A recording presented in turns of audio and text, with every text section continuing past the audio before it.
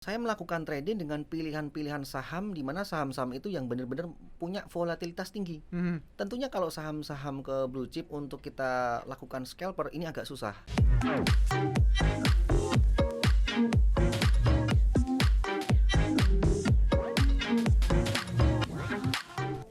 Hai Sobat Cuan semuanya, apa kabarnya nih? Gimana perjalanan tradingnya? Masih bisa cuan nggak?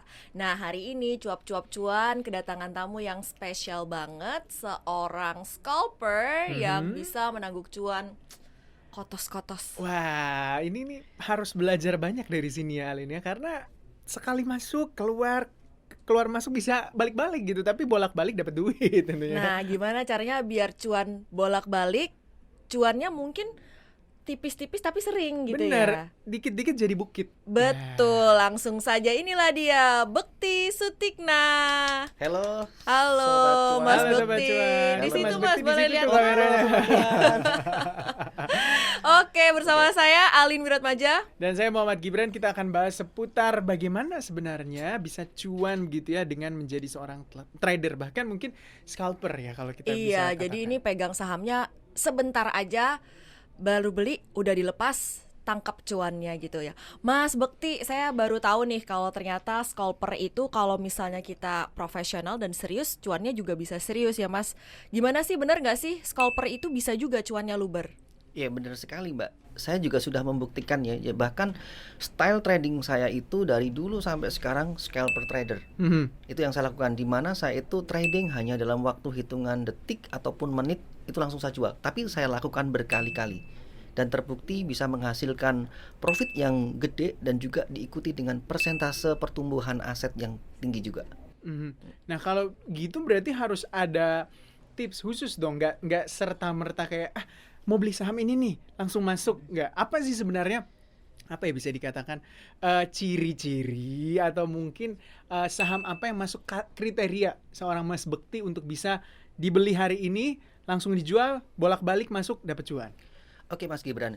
Jadi kalau scalper yang saya lakukan itu adalah saya melakukan trading dengan pilihan-pilihan saham di mana saham-saham itu yang benar-benar punya volatilitas tinggi. Mhm. Tentunya kalau saham-saham ke blue chip untuk kita lakukan scalper ini agak susah. Mhm. Jadi pilihan saya jatuh kepada saham-saham second liner atau orang menyebutnya saham-saham gorengan.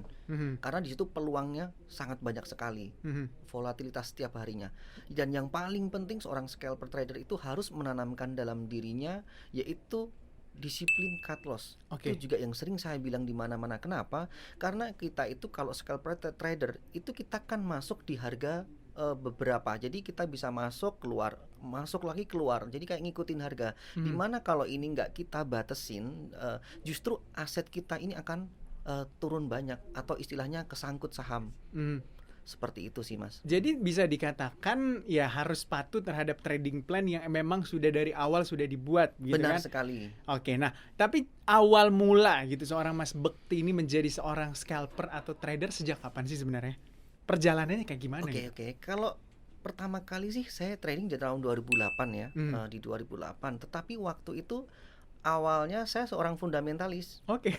Awal banget seorang fundamentalis. Tetapi lama-kelamaan saya berpikir kalau saya seperti ini kapan saya kayanya? Makanya saya merubah style trading saya. Alhasil saya mulai melirik saham itu, kemudian saya ikuti dengan belajar-belajar buku, menganalisa saham, dan saya memang menemukan style trading saya tuh yaitu seorang scalper trader gitu. Oke, Mas Bekti tadi katakan saham-saham second liner, third liner, tapi ini bukan sembarang saham dong ya, biar Iya. kita tuh nggak kejeblos. Karena kan buat beberapa orang tuh mereka justru takut saham gorengan atau saham-saham lapis 2, lapis 3 kayak gitu. Selain tadi cut loss berarti milihnya juga nggak bisa sembarangan kan Mas? Oh pasti Mbak. Jadi yang saya lakukan itu memilih saham setidaknya juga ada beberapa kriteria. Misalnya nih kita harus lihat volumenya, itu penting sekali. Jangan sampai kita itu masuk di saham, tetapi kita nanti nggak bisa jualnya. Kalau volumenya kecil ya. Tetapi kalau volumenya gede, setidaknya agak lebih aman. Kemudian yang perlu kita ketahui kalau kita itu sebagai seorang scalper trader, kita itu harus mempertimbangkan ataupun mempelajari bagaimana pola-pola market di mana ada fake demand supply, kemudian pump and dump, marking the close. Ini kan motif-motif transaksi di saham. Jadi itu yang harus kita hindari juga. Kalau kita memilih saham harus benar-benar sesuai dengan kriteria misalnya volume dan aktif transaksinya. Dan biasanya saya itu kalaupun membeli saham-saham yang sudah ada momentumnya, di mana sudah direspon oleh pasar, volumenya tinggi dan diikuti dengan kenaikan persentase. Seperti itu. Jadi misalnya ini hari Senin itu saya beli saham ada misalnya BGTG dan BABP karena waktu itu ramai ditransaksikan. Benar. Mungkin untuk 2-3 hari ke depan kita udah berubah pilihannya lagi, kita cari yang momentumnya ada. Seperti itu. Jadi memang news dari atau ya pemberitaan atau mungkin ya isu terkait dengan sebuah perusahaan atau saham itu memang menjadi pertimbangan seorang Mas Bekti juga untuk membeli. Oh iya dong, bener banget itu Mas. Saya juga memperhatikan namanya corporate action. Aha. Di mana nih perusahaan misalnya nih ada saham suatu bank mau diakuisisi ataupun mungkin mau right issue, stock split, bagi dividen. Tentunya dengan adanya berita ini pasti akan direspon. Saya biasanya memanfaatkan peluang berita itu untuk trading, untuk mengambil keuntungan di sana karena pasti akan bergejolak biasanya. Seperti itu. Jadi misalnya nih kayak pekan lalu gitu Iya. kan, bisa dikatakan pekannya MLPL gitu. Nah, Semua bener orang banget, pada Mas. beli MLPL. Berarti memang menjadi perhatian dari Mas Bekti juga terhadap satu saham tertentu terkait dengan pemberitaannya juga ya. Iya bener banget Mas. Itu saya juga melakukan trading di saham MLPL gitu. Kemudian beberapa hari terakhir juga misalnya nih ada bank-bank mini itu mungkin aktif lagi ya saya ikut di sana gitu. Mungkin kalau kita bisa prediksi mungkin ke depannya misalnya nih saham-saham sektor farmasi naik lagi ya saya pasti ikut di sana. Tentunya dengan itu tadi strategi scalper trading saya di mana saya itu selalu in out gitu, tetapi aku harus punya semacam prinsip dalam diri saya yaitu disiplin cut loss. Karena kita ini kan scalper trader ya, jadi kita harus benar-benar siap dengan resiko dan peluang profitnya gitu. Disiplin cut loss mungkin itu juga yang membedakannya. Seringkali orang kan membeli saham mengikuti pemberitaan berujung-ujung cuci piring ya, Bener alias banget, Mbak. orang lain pada take profit kita baru beli kayak gitu. Sebenarnya tuh gimana sih kalau buat seorang scalper biar nggak terjebak berujung nyangkut di saham yang tadinya lagi ramai dibicarakan ternyata udah mulai ditinggalin begitu beritanya keluar gitu. Ya, kalau saya gini Mbak, justru melihatnya ketika saham itu sudah naik tidak wajar ya. Misalnya dalam 2 hari terakhir atau 3 hari terakhir dia naik mungkin hampir menyentuh 100% atau auto reject atas berkali-kali, itu akan saya hindari. Karena ibaratnya kita beli di pucuk dan biasanya kadang disitulah ketika saham itu naik akan di-boom dengan namanya news. Mungkin dibikin seolah-olah news itu bagus, ekspektasi retail itu akan masuk di sana dan itu saatnya jualan. Jadi kalau kita yang mungkin belum punya, kalau saham itu sudah naik signifikan, mending saran saya hindari saja. Karena di bursa kita ini kan ada 700 perusahaan lebih ya. Ngapain kita fokus di situ, masih banyak kok yang lain gitu. Tapi bagi Mas Bekti itu kan ya tadi mengatakan ada batasan cut loss gitu ya. Misalnya satu kali masuk nih lagi trading, berapa batasan toleransi seorang Mas Bekti ini untuk melakukan cut loss? Kalau saya batasan toleransi cut loss itu range 2-4%.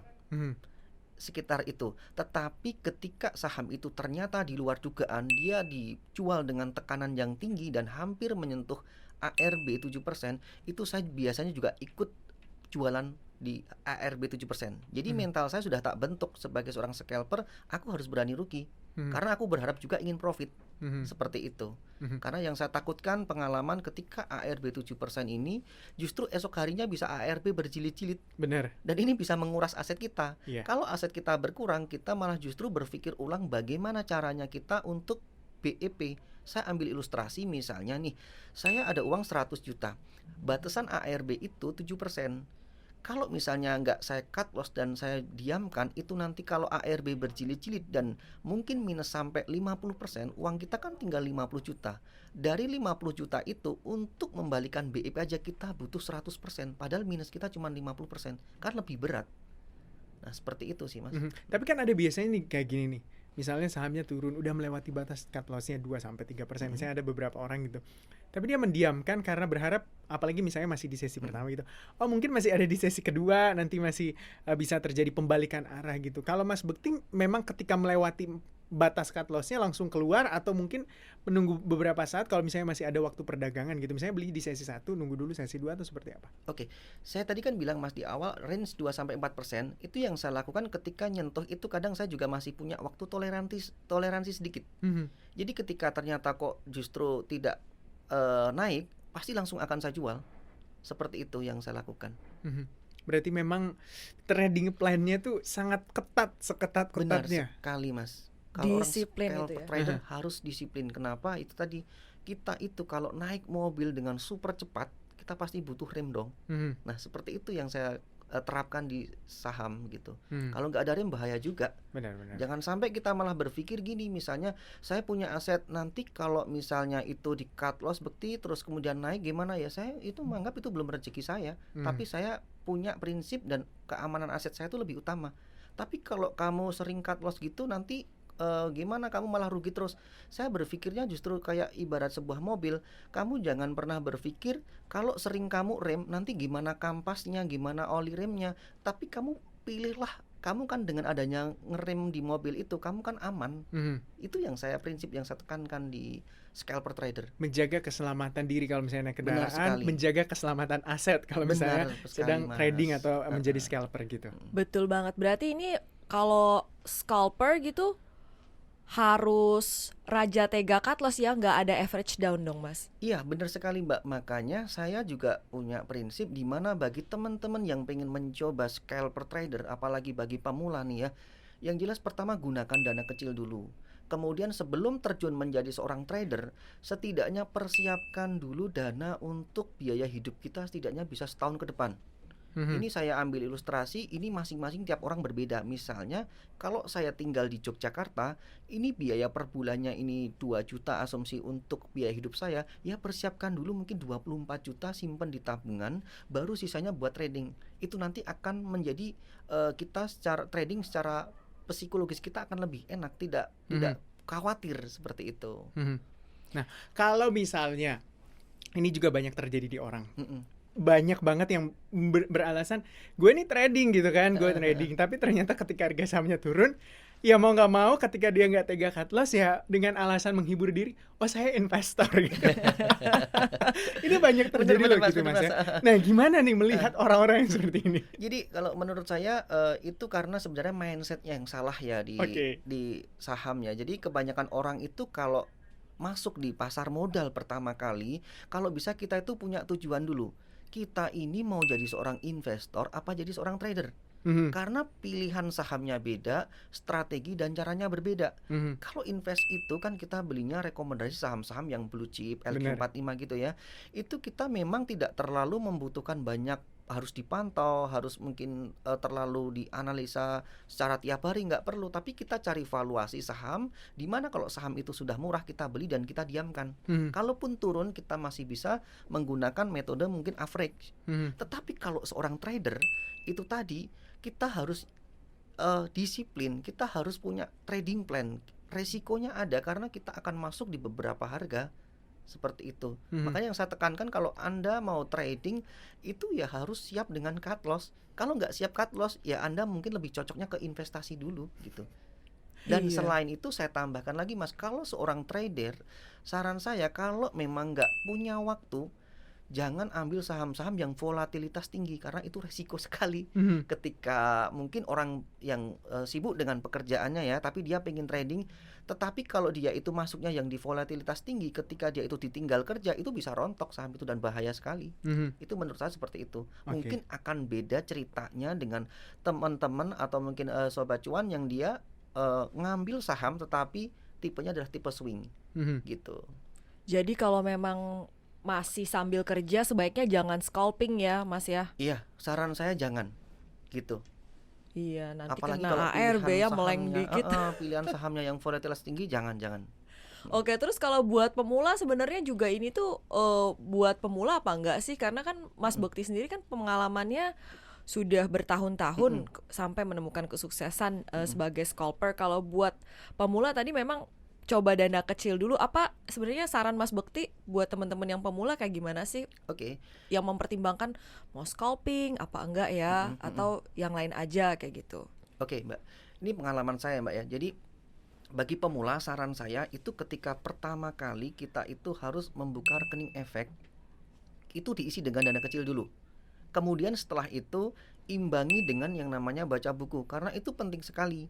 Dimana dengan buku itu kita bisa mencari info-info dan berita, kemudian mempelajari tentang saham. Apalagi kalau pemula biasanya dia harus beradaptasi dengan softwarenya dulu kan. Jangan sampai keliru buy malah sell. Itu banyak juga teman-teman saya yang kejadian seperti itu. Karena apa? Di awal itu apalagi trader-trader pemula, dia harus siap dengan menyiapkan diri untuk trading dengan cara ya seperti itu tadi, untuk investasi dulu saran saya, kemudian diikuti dengan dana kecil dulu.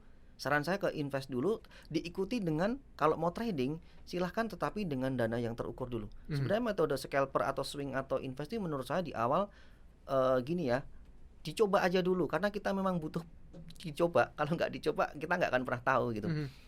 Oke, berarti bisa dikatakan kalau misalnya punya dana atau modal gitu yang nggak terlalu besar, kalau menurut Mas Bekti jadi investor dulu atau bisa langsung trader, scalper, asal ilmunya punya mungkin ya? Ya, jadi kalau bisa tetap itu ya, ilmunya punya, tetapi yang paling penting saya selalu bilang kalau pesan saya tuh ya berinvestasi dan trading. Jadi sebagian bisa dicocok untuk trading dan sebagian juga bisa cocok untuk trader. Gitu. Sebagian cocok untuk trading, sebagian juga cocok buat investasi. Benar sekali Mas. Cuman yang paling penting berlanjutnya waktu trading ini kan akan kita lakukan berkesinambungannya dari tahun ke tahun. Nah itu nanti selama perjalanan itu tetap jangan pernah berhenti belajar dan jangan malas menganalisa. Baru nanti kita cari style yang cocok untuk kita. Oke. Apa kita tipenya swing, apa kita tipenya scalper, atau mungkin kita lebih cocok ke invest. Dimana semua tujuannya itu sama, cari profit. Benar. Saya juga punya pengalaman unik nih. Saya seorang scalper, teman saya ini seorang chartis. Dia benar-benar yang suka ngamatin banget tentang chart. Saya itu kalau screening saham pakai running trade. Sedangkan teman saya ini sama sekali nggak lihat running trade. Saya sampai heran, kok bisa kamu lah gitu. Bisa, dia menggunakan chart menghitung di mana saham-saham itu yang menunjukkan perhitungan dia dengan cara mencari sinyal-sinyal teknikalnya.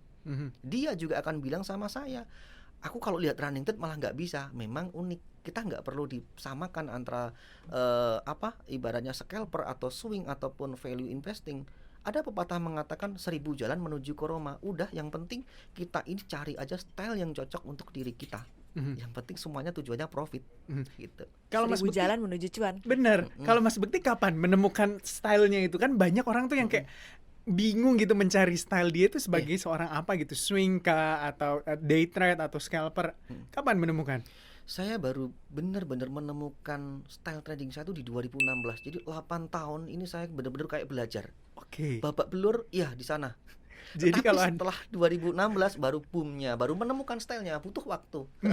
Setelah menemukan stylenya itu gimana Mas, kalau dilihat dari pertumbuhan asetnya, perkembangannya? Iya, jadi setelah itu memang luar biasa ya Mbak ya. Saya bisa membukukan mungkin udah berpuluh-puluh bahkan ratusan kali lipat dari aset saya setelah menemukan style trading saya itu. Jadi kesalahan-kesalahan saya dulu ya kalau saya rangkum intinya lebih ke saya kalau sepinginnya seorang trading tapi saya nggak mau cut loss, itu bahaya. Itu yang saya lakukan dulu tapi saya rubah. Kemudian yang kedua, ketika saya itu profit saya amankan. Kalau dulu nggak, saya gulung terus di saham, alhasil ini profitnya justru habis hilang. Itu pengalaman saya, makanya saya bisa bilang seperti ini karena saya punya pengalaman. Gitu. Oke, ada kan orang tuh mindsetnya gini ya Mas, ketika misalnya dia trading atau scalper gitu, ketika mendapatkan keuntungan ya untungnya digulung terus. Kalau Mas Bekti, untungnya benar-benar diamankan, jadi yang diputar terus itu adalah modalnya. Iya, saya seperti itu. Dan sampai saat ini pun saya juga masih seperti itu. Jadi saya trading di saham ini sudah menggunakan modal yang terukur. Bahasa saya itu sudah profit gitu. Jadi nggak akan mempengaruhi psikologis trading saya. Benar-benar sudah. Ya kalau trading itu saya ibaratkan sebuah, kalau kita mau perang, saya udah siap mati gitu bahasanya. Siap tempur gitu. Iya, berarti ini dana darurat sudah aman, biaya hidup udah aman untuk sekian bulan, mungkin sekian tahun kalau sekarang ya Mas. Jadi psikologisnya juga enak gitu ya. Mungkin kita kadang-kadang kalau trading ada nih yang mungkin pakai harusnya bayar uang buat apa, dipakai dulu diputer gitu ya. Atau pakai duit pinjaman gitu. Nah. Pernah nggak sih sebenarnya Mas Bekti melakukan kesalahan atau mungkin melakukan hal itu? Pernah dong Mas, saya nggak bisa bilang seperti ini kalau saya belum pernah mencoba gitu ya.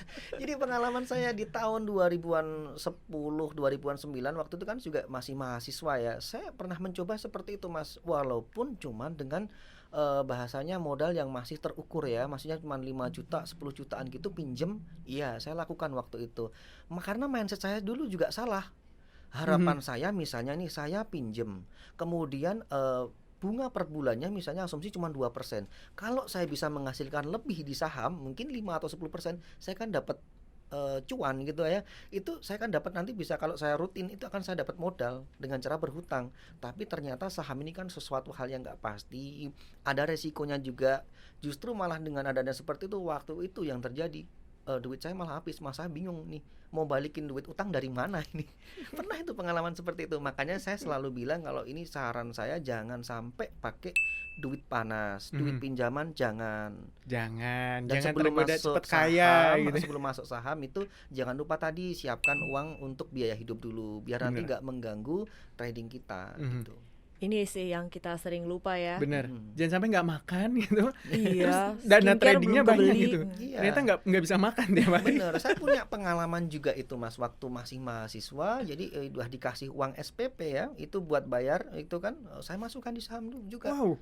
Terus saya bayar SPP-nya di hari paling terakhir. Dan ternyata sudah saya perkirakan waktu itu masih T+3 ya. Ini saham saya masih minus, tapi nggak mau harus dijual karena apa? Buat bayar SPP. Dan alhasil yang terjadi saya kayak cut loss-nya itu cut loss dipaksa karena uang harus keluar. Nah ini dia yang tak maksud. Kalau pakai uang panas pasti kita akan was-was gitu.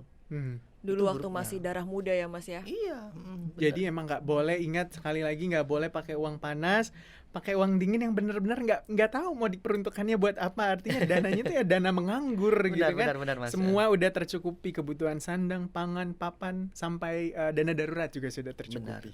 Betul banget. Nah sekarang kita mau tahu nih Mas Bekti size tradingnya sebesar apa sih? Jadi Ya. korek-korek. Jangan sampai Kalau sekarang menggerakkan nih, mungkin boleh dibandingin kalau dulu kayak gimana, terus sekarang kayak gimana? berapa kali lipat gitu dari Iya. dulu. Kalau dibilang size ya Mbak ya, memang sudah berbeda jauh sekali ya Mbak ya.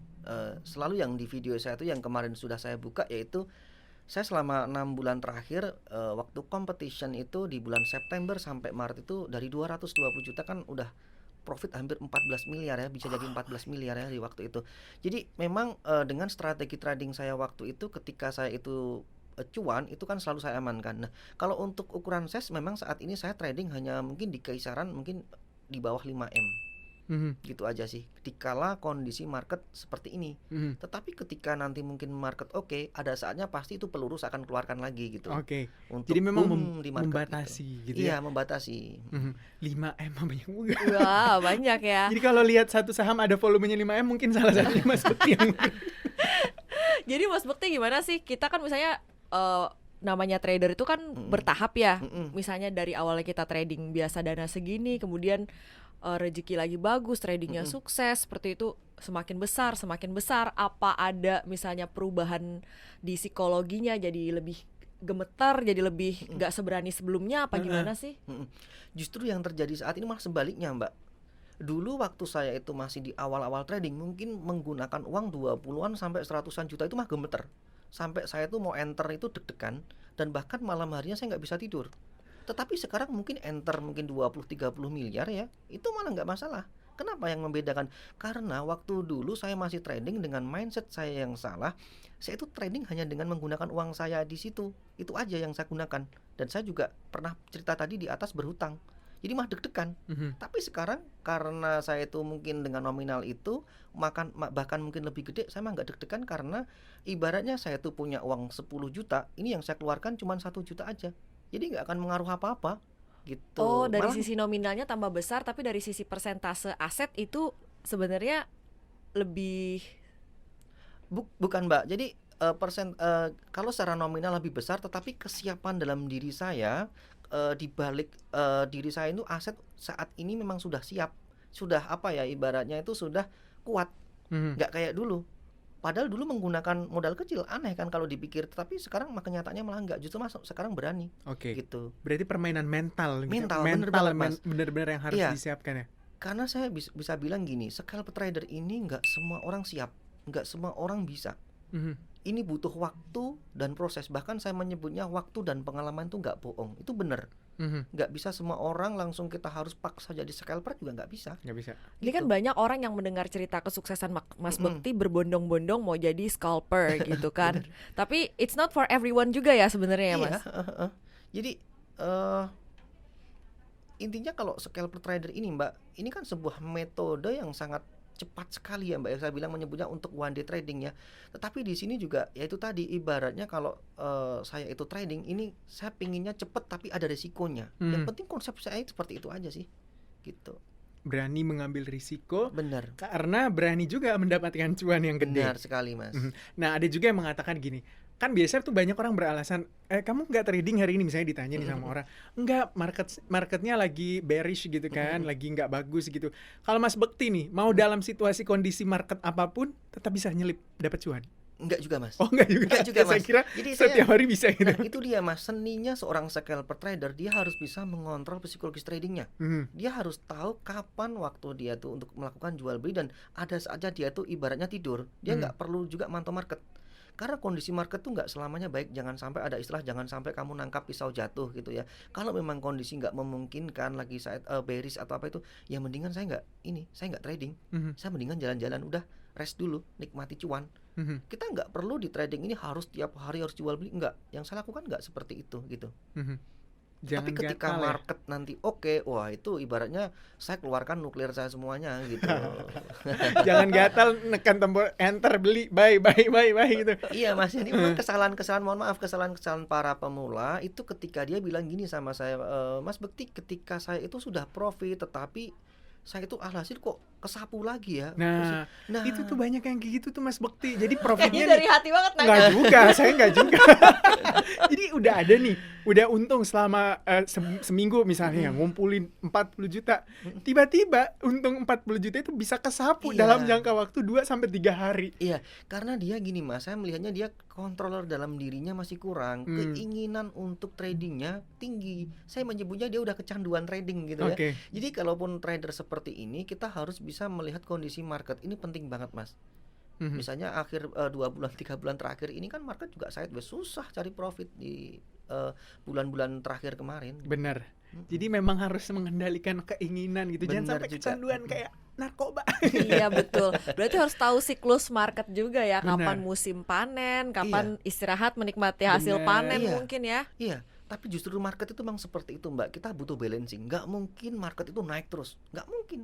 Mah susah kita nanti juga mau ambil keputusan. Kalau naik terus kita juga kadang takut juga market tinggi. Tetapi market itu memang naik turun itu justru seninya di situ. Kita bisa memanfaatkan momentum titik-titik di bawah ketika terjadi correction.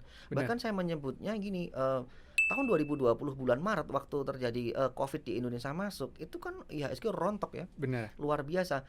Tapi saya salah satu termasuk orang yang justru selamat, bahkan justru membukukan profit.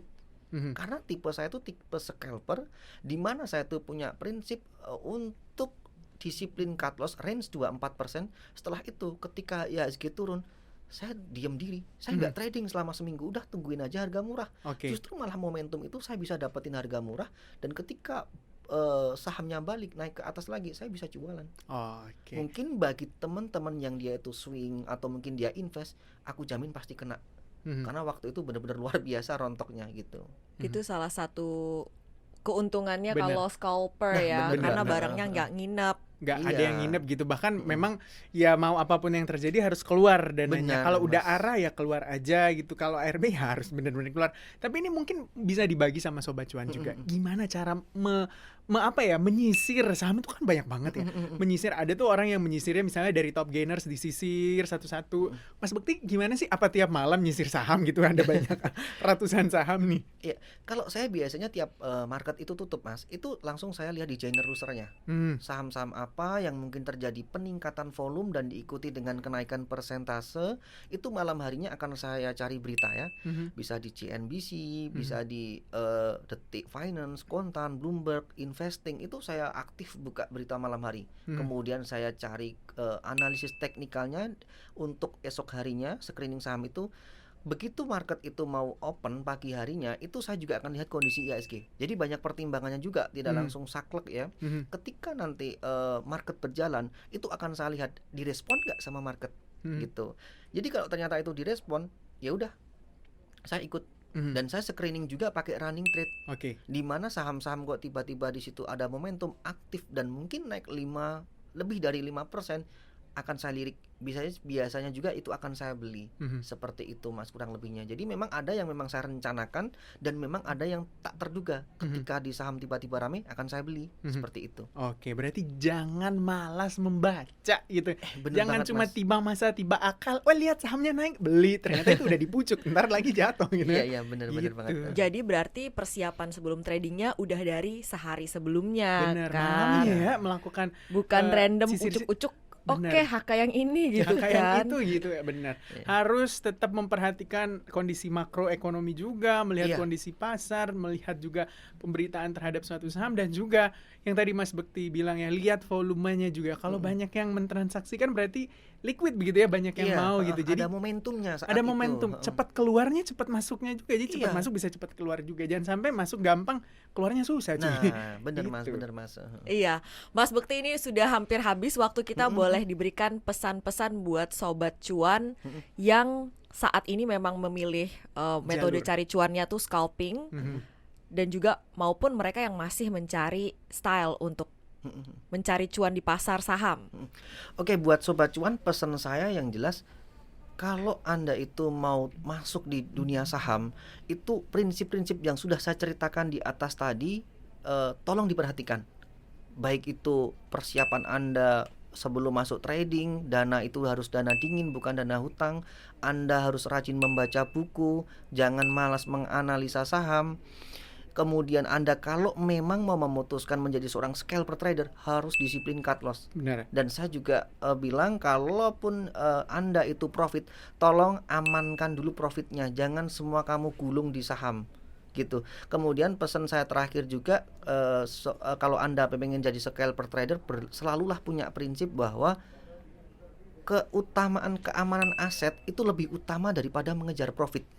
Karena kalau kita biarkan, itu nanti justru membuat aset kita turun, kita malah justru susah untuk membalikannya. Tetapi kalau kita berprinsip saat itu kita memikirkan keamanan aset kita dengan cara melindunginya, dengan cara cut loss, kita masih bisa mencari profit di hari-hari lain. Benar. Gitu sih Mbak. Oke, selalu ada kesempatan di Benar hari-hari. sekali, Mas. Betul, melindungi amunisi ya. Benar. Iya. Jangan sampai boncos gitu ya. Udah cuan seminggu, wah tergulung 2 hari. Itu dari Begitu hati ya kayaknya. sobat cuan, dari hati ya. Juga saya ketawanya dari hati banget. Oke, terima kasih Mas Bekti Sutikna dari Yogyakarta, jauh-jauh ke Jauh-jauh Jakarta. main-main ke studio cuap-cuap cuan. Terima kasih, sehat Ya. selalu gitu kan. Cuannya kasih. tiap hari bertambah. Jangan lupa bisik-bisik juga. Siap Mas Gibran, Oke, Mbak saya Alin. Alin Wiratmaja. Saya Muhammad Gibran pamit undur diri. Terima kasih juga Mas Bekti. Sampai Ya. jumpa sobat cuan. Cuan terus ya. Ya, sobat cuan.